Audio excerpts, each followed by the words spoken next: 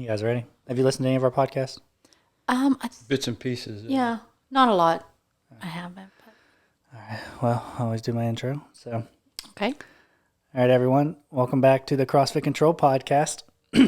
This week, I have my parents. And so these are the two people that raised me and made me into the person I am. I've lived a pretty cool life, and I think it's because of these two constantly pushing me to be better and never telling me I can't do something that I want to do. And so I asked them to do the podcast with me so they could maybe explain what I was like as a kid. And because Mom had always told me I was different, and I didn't really understand what she meant, but she would always tell me, not everyone's like you. And I didn't know what she meant. But if we look back at my childhood, from stealing all the vegetables out of Darren's garden to I was just constantly trying to live that. I didn't know what entrepreneur was, but Right. I was always doing that. And so I just basically just have a conversation about it and what has led to the opening of this gym, and then myself taking over at Ground Zero, and then I have my real estate company now, and I think I've accomplished a lot that most people don't get to by the time they're 30, but it's because of the life that you two gave me. So you can just start with that. I literally just told a Devan story to Sharon like a day or two ago about your first grade math test.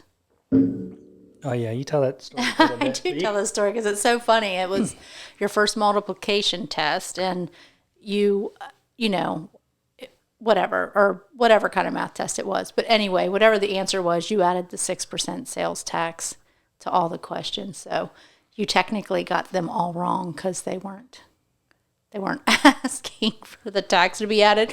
But I think it was like word problems, if Susie goes to the store and spends $3 plus $2, how much does Susie owe? And you were like, $5.30. So, yeah, that was first grade. Yeah, the teacher pulled me aside after school and said, I've never had anybody do this before. But Was I always like that? you were always figuring things in your head. I think math or numbers or money has always been your main focus. But Grandma Leanne used to give you and your brother a little bit of money to go to the store and pick up a toy. And so if you had $5, you would always say to me, well, this is what I want. And I'd say, well, Devan, it's not just $5. We have to add the tax. So and that just apparently really stuck with you. So you always knew. I meant I was telling Sierra that story. Were you around when I was talking to Mom about this, when I stripped all that copper wire to get cell phones? Yeah. Yeah. And I sat out in the yard for 10 Yeah. hours. So No, what it's happened probably was longer than that. It was, yeah. we had a giant spool from where they redid our power lines, right? Mm-hmm. It was in the barn. I think it was just in our barn from when we bought the farm, and the previous owners had left it in the barn. So it was just there, a big spool of wire. How old was I at that time? 14? 12, 13, 14. It was, you'd already had a cell phone, I think, but you wanted the latest and greatest, I think. Because you got us all those flip phones for Christmas. And so I must have got that one when I was 16. But I sat out in the yard all day, and I took this giant spool of power line wire, and I stripped it. It was hundreds of feet. Yeah. It was a lot. Just like a drywall knife. Yes. And I sat out there all day, and I did it because that's how you were going to get yourself a new phone. Yeah, and I don't know. It's always interesting to me when people ask, how do you do this stuff? And to me, that's just who I am. I always say you never take no for an answer. Somewhere in the back of your mind, you always know. Ask the next person, find the next way. There's another route, but the answer doesn't have to be no. Oh, and you had that at a young age. He's always been like that. There's always, sometimes it's just you would drive your parents crazy until we were like, okay, fine. But with anything, I think everything you've ever wanted, and when it seems like, nope, this isn't going to happen, it's not going to be possible, you're like, yeah, we're going to find a way. And the crazy thing is I always say, things always do kind of end up happening in a way. Some days you're just I don't know how this is going to be possible. And then something always happens or comes through, or it just always seems to happen. Yeah, Sierra hates whenever I tell her that because it really does. Like it always really works does. out. In the But oddest ways sometimes too, where you're thinking like you just don't think that it will, and then it does. I don't know. I think it really comes down to like just not taking no for an answer. Like Right.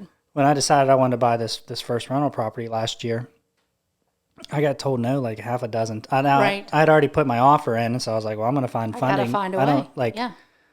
To me, I would stand at Walmart and beg for $1 from 50,000 people to get that house. Like that's how it would have went. But I mean, I went to 3 different banks. I was told no multiple times. I went to someone else and asked them, and I was told no. And then eventually, I found a partner to help me get this property, and we got it. Now we're getting ready to close on a third one, or sorry, we're getting ready to close on a 3 unit. But I'm trying to think of where to go with this because like you guys have always seen me growing up. Like Right. a lot of people see me and I'm very quiet and I hold a lot of stuff in, and a lot of people don't get to see like the emotional persistent. side of Right. me. Like Sierra does, but she's Your probably wife. it. Yeah. Like, was there ever a time where like you thought I wasn't going to be that kid? Like I was a bad kid from junior high into. I wouldn't say bad. It's like you weren't like giving us any legal troubles or. There's one English teacher, being, you insisted on getting kicked out of her class every day. yeah, that was the kind of bad, like kind of like a little bit of a smart ass sort of kid or that kind of bad. But you weren't like doing bad things. You were just. No, like I never did any drugs, and No, you never did any drugs. You were never. You don't have a bad like mind. Like you weren't. You've never taken advantage of anybody or done things that you shouldn't do. It's not like that. It was more so just kind of like a smart ass kid during your teenage years. Not tell you even what. your full teenage years, probably like junior high. I talk to people a lot about like the like pinpoints in your life where you could go one way or you could go the other. And I do always think there's big moments. I'm gonna tell this story. This is probably the first time I've ever told this story, but we got caught drinking in the attic when I was like, what, 11 Junior or 12? high. Junior high, yeah. I would sneak Maybe beer sixth into grade. the attic, Yeah. and I remember when we got caught, you weren't home. You were taking Grandma Lee into the airport, and I remember Darren sat us all down and he talked to us individually, and he didn't beat us. He didn't talk down to us, and I remember from that point forward, I remember feeling like I never wanted to let you guys down again. And like from that point forward, I didn't have alcohol until I was 22 years old after that. And like to me, that's one of those points in my life that could have went one way or the other. Like you could have yelled at us. I mean, you could have beat us, and then it would have been like, okay, well, I got what I deserve. But when you look at, because Mom, you're the youngest of 5, and I'm the oldest of 5, and I have what, like 25 cousins at this point. There's a lot, yeah. If you look at how many of them have gone in the opposite direction, and that could have been, I think about that all the time. Like I could have been David. If you look at what David has done, I could have been David if we didn't live on that farm, or if you guys didn't raise us in just the right way. I always think you don't. There are teaching moments with your kids when big things happen, and it's just me. I know there's lots of people out there that believe in. I don't say that. I don't think that people shouldn't spank their kids or whatever, but I just feel like we never really had to do that. Like we never had to beat our kids up or be mean to them in order to get them to be decent human beings, and so we've really lucked out there. That's probably Tevin. So, where do I want to go with that? I can't remember where I wanted to go with that. If you think about it, just like what you were describing is just like coaching. Not everybody's coachable. Any coach will tell you that. Some people aren't coachable, and you got to cut ties with them. Well, when you're raising a kid, you can't cut ties, but you got to hope you get them to that crossroad. When they get to that crossroad, you got to hope what you've done leading up to that crossroad, it's going to be enough to make them take the right turn. Yeah, you do. You do have to hope they're listening and they're paying attention and they're watching what you're doing. And you can't. You got to practice what you preach. So, you can't expect your kids to turn out to be decent human beings if you're not being a somewhat decent person yourself. So something I think about quite a bit, when you're a kid and you have your parents, they are your superhero. And I've tried to explain this to people before. So like whether you have totally shit parents, right, they are your superhero. They are everything to you. And that's, yep. I think about that quite a bit now. Like, I have Gentry, my 4-year-old stepdaughter, and you're like, I'm constantly wondering, am I doing enough? Am I teaching her enough? And so, because they are watching. Yeah, and that's something. Even when you think they aren't watching, I've talked to you quite a bit about this,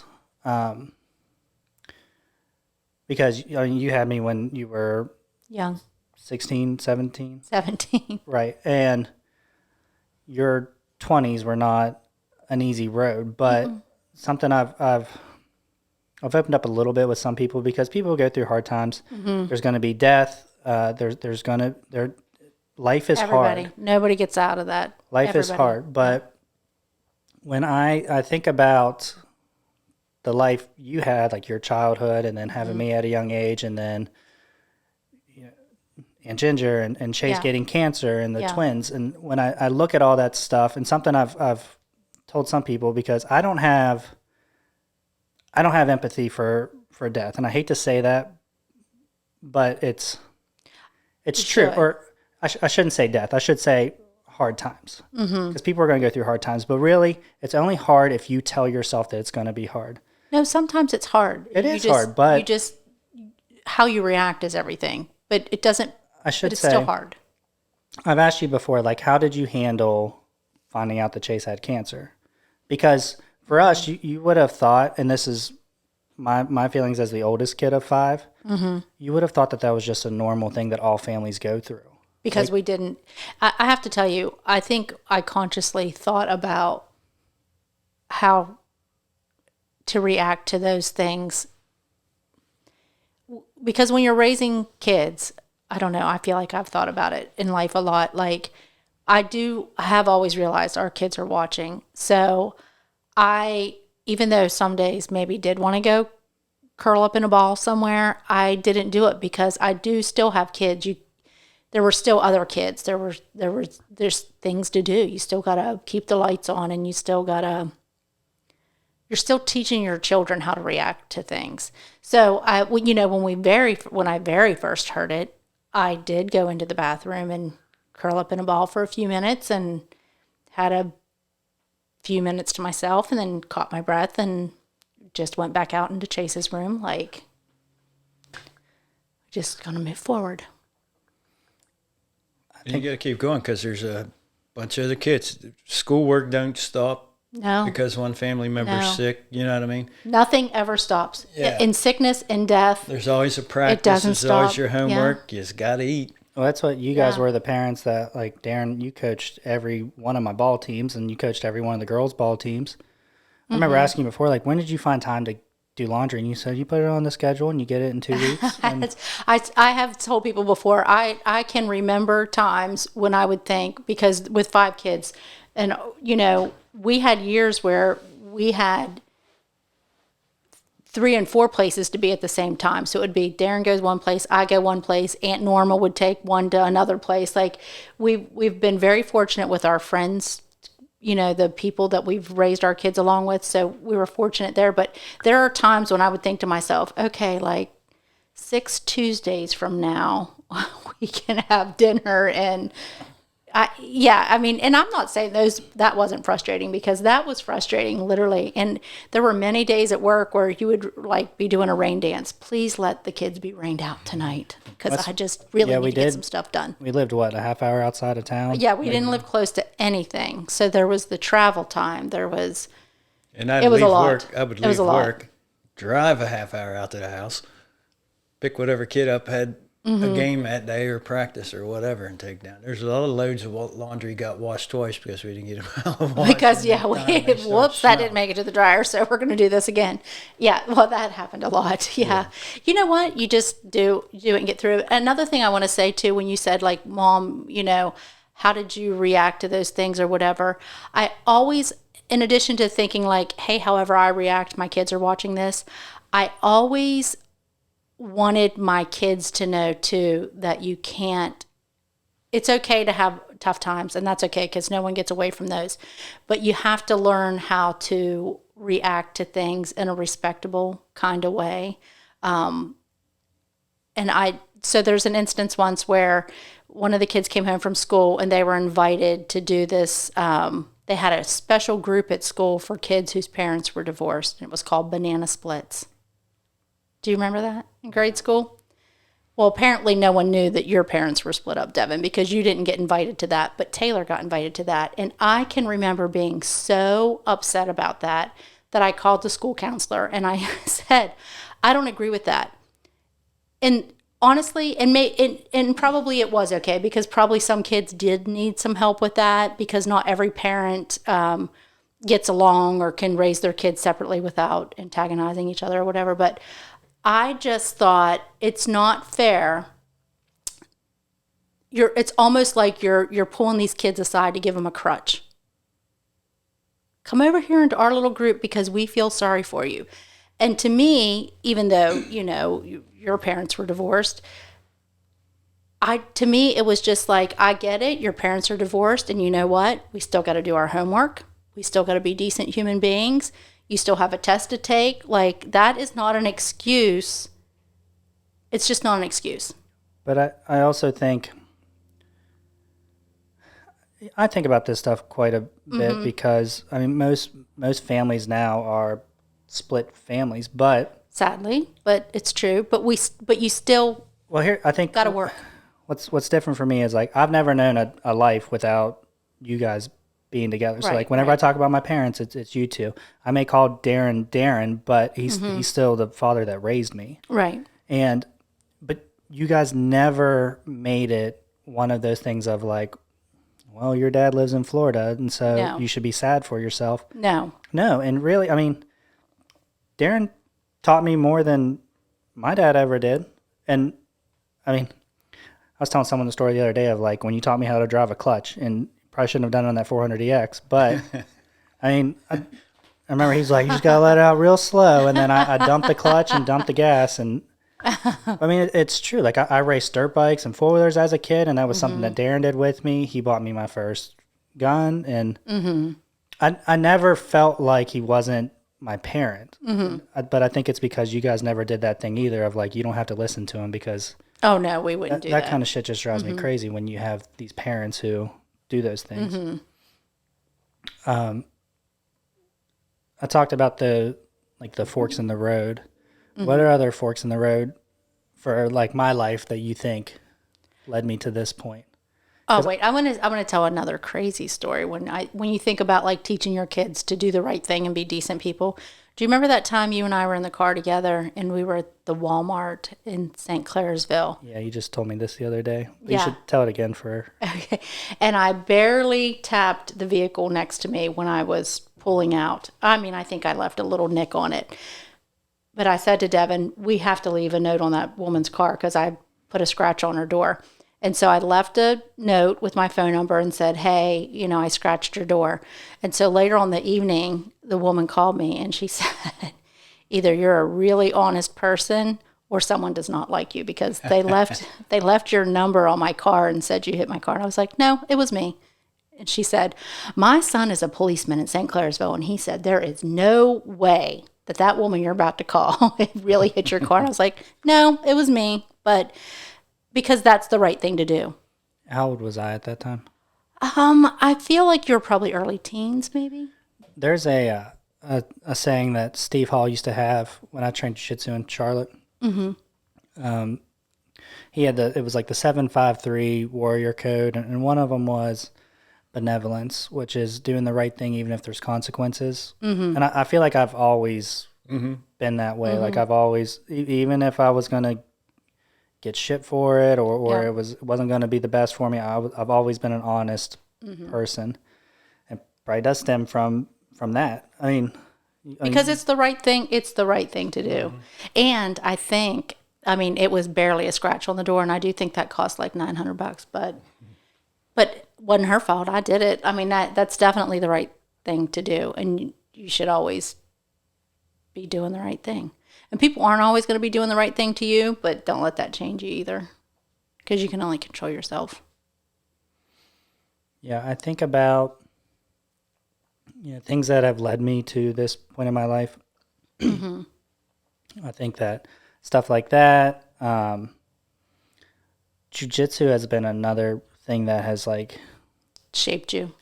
Yeah, and I realize like people don't understand it, but I have done that for almost half of my life at this point. And so crazy to think, huh?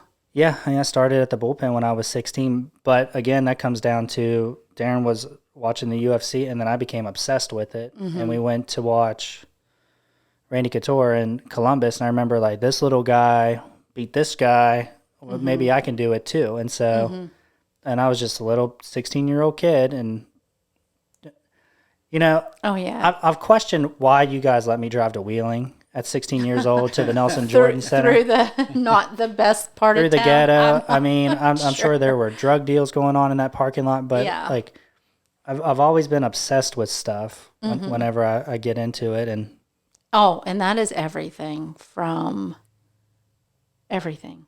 I still Vehicles, how far did you coffee. drive to that half pipe whenever he was.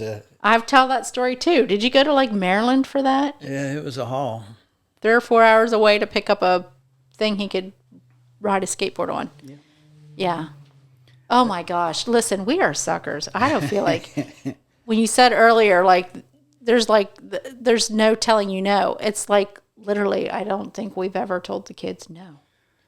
And, the good thing is I picked a really good stepdad for you, because in our house, even though Darren was the cop, if we're playing good cop, bad cop, you were actually always the good cop. He was like, I think the kids always knew to go to him because he has the softest heart. You can't tell the kids no. You've never told the kids no. I was telling someone the story the other day of I shot your cruiser with the with the 22. Darren's like, there's a hole in the hood of my cruiser. I'm like, well, sure. Reagan carved her name in the side of it, and then I was hunting groundhogs. Oh Lord! I shot a hole in the trunk. And Lord. still, I didn't get in trouble for it. Well, that little parking lot thing, you forgot about that. What? The lesson you learned from your mom in that parking lot. You forgot about You that forgot when to tell Dad you shot car. the cruiser. Yeah, because when I come in, I said, someone shot my damn car. But I told her. And I told her, yeah, and she No, said, Devan told Devan me. didn't tell you? Yeah. I said, Devan shot my damn police car? Yeah. Well, Probably he weeks ago. just had it. He just had the gun aimed a little low when he was shooting at a rabbit. I was Groundhog. groundhogs. Yeah. Because that's how Dale wrecked his tractor on the farm, was a Yeah, groundhog. so hole, Devan right? was really trying to save the neighbor's life for the next time he was baling hay. But I had the gun sitting on the trunk, and I was looking through the scope, and He just the shot barrel. right down. Yeah. That car, oh my goodness. It had melted crayons. I mean, that was... I pity who got that car when I retired. Oh, Lord. How do you think you were able to like shape me into the person that I am today? So like obviously you had to tell me no at some point, or like I had to get the work ethic from somewhere. I'll tell you something else. So Darren and I always worked. We weren't well, when I was your brain is developing until you're about 21, and I can remember I was in high school when you decided to go back to college. Mm-hmm. And you got your associates in 1 year. You got your bachelor's the next year. You were taking 22 credit hours. You were also working 40 hours a week at JCPenney's. And we lived an hour away from Wheeling. Yeah. You made it to every one of the kids' ball games. And I went to WVU, and I was doing jiu-jitsu tournaments in Morgantown, which was a 2-hour drive. And you still made it down for that. Mm-hmm. And so I think, like, I watched that. Mm-hmm. Like, it's hard to make an excuse when your mom is literally doing all this stuff. At one point, you were driving to West Liberty for your bachelor's, right? Yeah, every morning before work. Actually, I worked at Steptoe when I went back to get my bachelor's. So this is what I did. I had one class before work. So I went in I worked 8:30 to 5 every day at Steptoe, and my class started at 8:30 in the morning, I think, or whatever. But I knew that, and I think it was a half hour, 45-minute class or whatever. So I went to my boss and I said, I really want to go back and get my bachelor's. I have this morning class. So if you please allow me to work through my lunch every day, because I'm going to need to come in here about 45 minutes to an hour late every day. So if you just let me work through my lunch every day, I promise I'll, make the time up. And they said, well, we can't really let you work through your lunch. You can, take a half-hour lunch and it's fine. We really want you to do that. But so I went and I asked, and they made that possible for me. So I had that morning class, then I had some evening classes, and then I took classes on Saturdays. And I honestly, so I had always felt bad because I didn't go to college. That always really bothered me. But I think it was after Chase got sick that it just was kind of like I just knew I was very regretful about that, and I wanted to do it, so I knew I had to do it. But I was kind of in a hurry to do it because we did have all these other things to do. Kids needed to eat, and we had ball games, and we had jobs, and we had all this. So I crammed as much class in a short period of time that I could to do it. And I had to go to people and ask them to take as many credit hours as I did. And they're like, no. And I said, okay, well, if you're telling me no, who's your boss? Because I need to go ask them. And then if the next person would tell me no, well, I'm going to go ask somebody else. But I had it all mapped out. Like, it was kind of like, I need to take these classes right now, and then I'm going to go to work at this time, and then I'm going to go to this ball game, and I'm going to do this. But I had it figured out in my head. So I just had to relay that to other people. And they're like, okay, we're going to let you try this, but we don't think you can do it. But it worked out. That's that's what I was told when I decided I wanted to open this gym. I worked at Thrasher, and Pittman was like, "I'll sign up if you open a gym." But everyone else told me, they were like, "You're an idiot. Don't do it. It's not going to work. There's 10 other gyms in this area. You're in Fairmont, West Virginia. We're the unhappiest state, the unhealthiest state. There's no way you're going to make this work." What went through your guys' head whenever I called you and was like, I'm going to pursue this thing? Honestly, for me, I never thought about whether or not, hey, is this going to be a huge success or not a huge success? It was something you wanted to do. I do know that whenever you put your mind to something, you're going to do it. So that's fine. But I don't think it was like, oh my God, he's going to be so hugely successful, or oh my goodness, he's not going to succeed at that. I don't think I weighed that out. I just think, because for me, I don't think there's anything wrong with trying it. If it's really something you wanted to do, my God, you weren't even 30 years old yet. So if it failed, pick up and move on. I mean, there's always something to learn about success and failure. You know what I mean? You take something away from all of that. So I didn't really worry about that, but I knew that you really wanted to do it. So we wanted to support you in giving it a go. I mean, Darren and I, we opened a business you were jumping before. off a cliff too. You No. got your degree. So no, and that I think that no one can take that away from that's you. So as parents, what that's what feels good to us. Yes, we always know you have a backup plan, whether it's a backup plan you want or you don't want.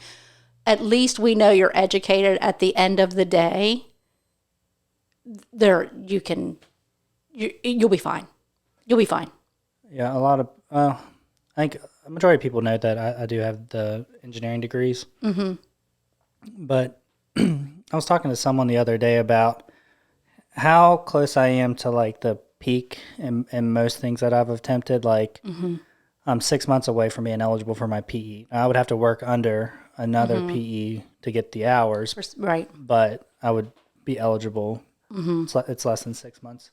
I have my brown belt in jiu-jitsu. I'm really close to a black belt. And in CrossFit, there's 4 levels of trainers, and I have a level 3. And it's like currently I'm the highest ranking CrossFit trainer in the state. There's no other level 3s in the state right now. And I think about that stuff quite a bit. Like whenever I set my mind to it, I'm going to do it. Right. But I don't even like just do it to the C level. Like I want to be at the A level, right? I want to be the best of whatever I'm doing. And if I'm not the best, I find who is the best and I have them teach me how to be the best. And something else I've talked to people about, I was talking to you about this the other day.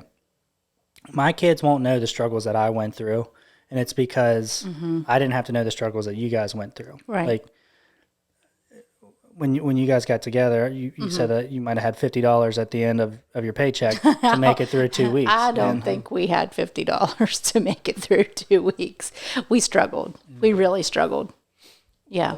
Something I think about, like, your parents were illiterate and they had a 6th grade education, and then you broke that ceiling. Right. And then, like, you guys have always had businesses from the time I can remember, whether it was the car lot, you guys had real estate for a while. Right. You had the, the paralegal company, the title company. Yeah, like, you guys have always had that stuff. So when I decided I wanted to open a business, I had someone to go to. Whereas to get the bait. Right. I can't imagine what it was like trying to find where to even begin. Like, that is the hardest part about getting into something like this is, right now, if you ask me to start a business right now, I can do it in 10 minutes. You get on the state website, you get your EIN number, you're good to go. But I can remember spending hours trying to figure this stuff out. How am I going to do this? And it just... Well, at least you did. I hate to say this because, we are in a very poor state and people, an unhealthy state and whatever. I think about that. Me growing up, it never occurred to me as a teenager.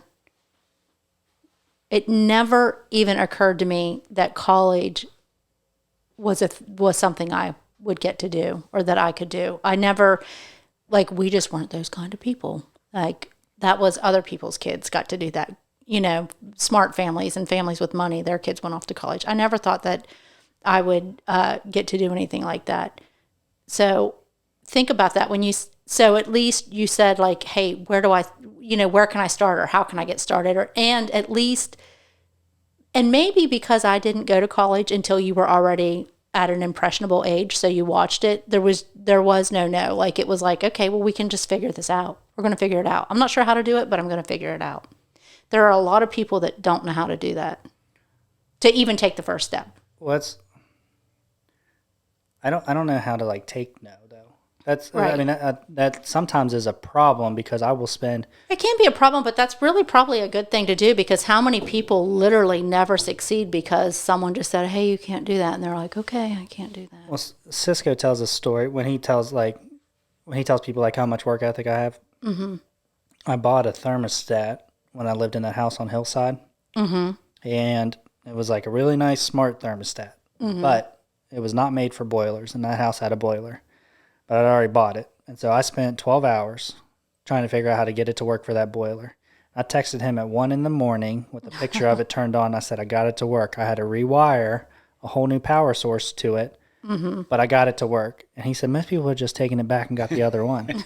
Yeah. But, hey, Devan, take it back and get your $5 and pick up the other one for 10. I get upset. Like, we just got a new camera for the gym, and I get obsessed with, rather than hiring someone out to learn, like, I want to know how are they going to do it so then I can give them feedback on how to do it. Right.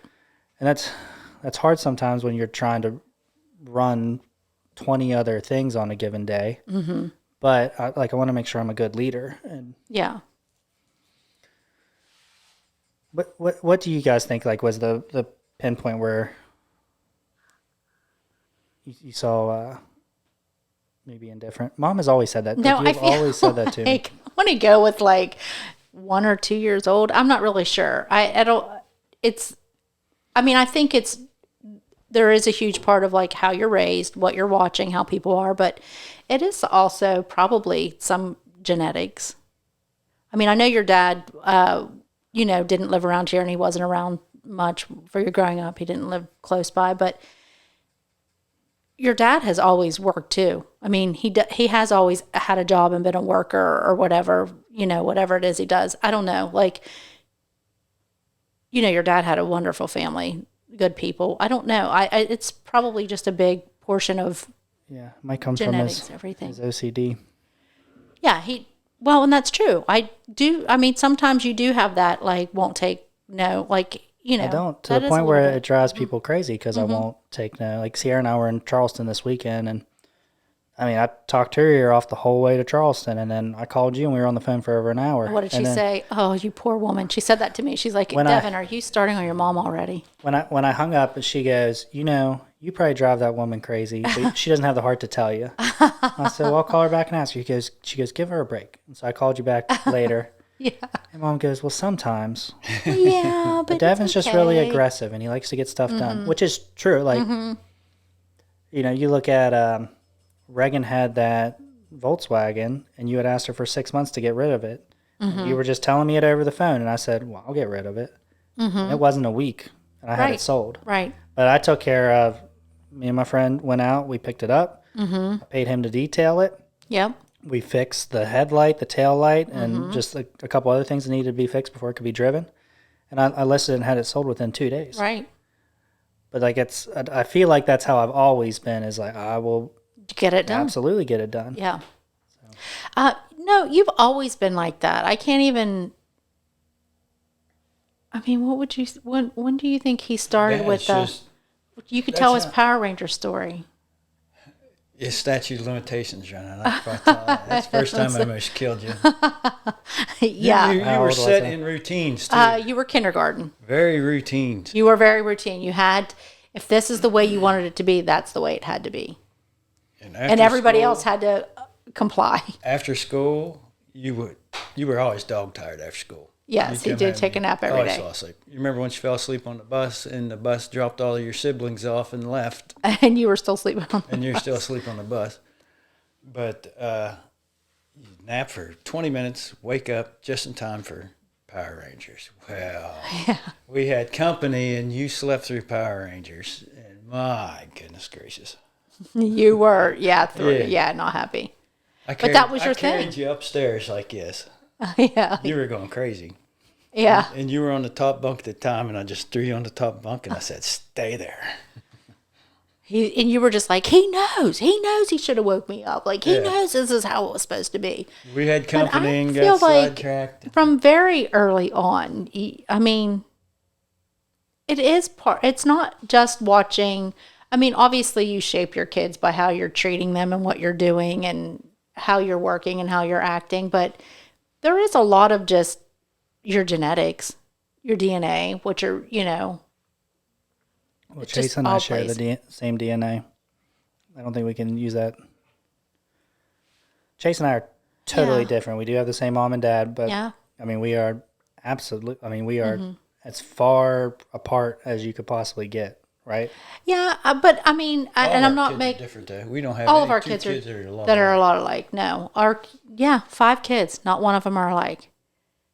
And it's funny because from the second you're ready to have babies, you're like, my kid can rule the world. It's all going to be wonderful. But no one knows what you're getting. But I've said this before, not to make any excuses for Chase, but I wouldn't doubt if Chase doesn't have a little bit of Asperger's or something. And, I've had this conversation with Chase and he agrees he probably does. And I had this conversation with your dad not very long ago. He came over to see Asher when we were down and he said, yeah, I probably do too. So I don't know. Every kid is different. I mean, Reagan and Farrah have the same dad. They're not alike. And what's funny is because, every time the girls are sassy or have a little quirk, everybody says they got that from me. But I feel like the girls are probably in some kind of way like a perfect equal mix of you and I. And so I'm not quite sure where Farrah gets her sassiness. Yeah, of course. Yeah, I don't think so. I don't know. I'll tell you something that I anytime I'm having a rough day or something's just not quite going right. You remember what Tevin said to you? What Tevin said to me? Oh, that one time where never mind, go ahead. Oh, nobody's going to understand that joke anyways. Okay. No, I think about when I was a teenager, you used to take me with you when you would show houses because you were an agent at the time. I'm so thankful for that time together too. And I don't remember like how it came up or what, but I remember asking you like, how did you handle Aunt Ginger's death because you were 18, 19 years old with 2 kids. And I don't remember the exact words, but it was along the lines of like, you said the hardest part for you was driving down the road and seeing people pump gas. It was literally, that was the hardest thing. And so you said it was eye-opening because in reality, your whole world is crumbling, but nobody really cares. Like, No. the world still goes on, life still goes on, and you can either sit back and you can Yeah. be sad, or you can pick it up and keep moving forward. And I think about that anytime I'm like feeling sorry for myself or thinking maybe I'll just quit doing what I'm doing. Yeah. I think about that. But that was like, I was 15 years old and I Yeah. had a really good childhood. Like, I don't, apart from like grandparents dying, I didn't really Right. know death. But again, Or tragedy. You Yeah. know, you were lucky enough that Darren and I pretty much got along pretty well. We didn't, I feel like you had a pretty normal. well, you handled tragedy differently. Like, Well, you know, I was a kid and I had two little kids, and I cannot even begin to express how difficult that was when she died. But the day of her funeral, driving down the road and people were at the gas station, and I just couldn't believe it. Like, I just wanted to be like, how can you be pumping gas? Like, for me, it felt like the whole world ended, but it didn't. People were still getting gas, and they were still going to the grocery store, and they were still going to their kids' ball games. They were doing whatever. And it was just like I thought the whole world ended, and it didn't. And that was just like, here we go. I think that is one of like the biggest lessons I've had. And I didn't even realize it was a lesson at the time. I mean, it took 15 years for me to really realize what that was. But, I was just a kid riding with you because you were showing houses to strangers. And Yeah. that probably really shaped me, was honestly when you were an agent and I would go with you on these. And we would have Showings. nice discussions. It was Yeah. nice. Nice little life discussions. I'll be honest with you. I never told you this before, but I kind of drug you along because I was sometimes afraid to go by myself. I didn't want to meet strangers in empty houses all alone. So I'd be like, Devan, you want to go with me to? Paid muscle.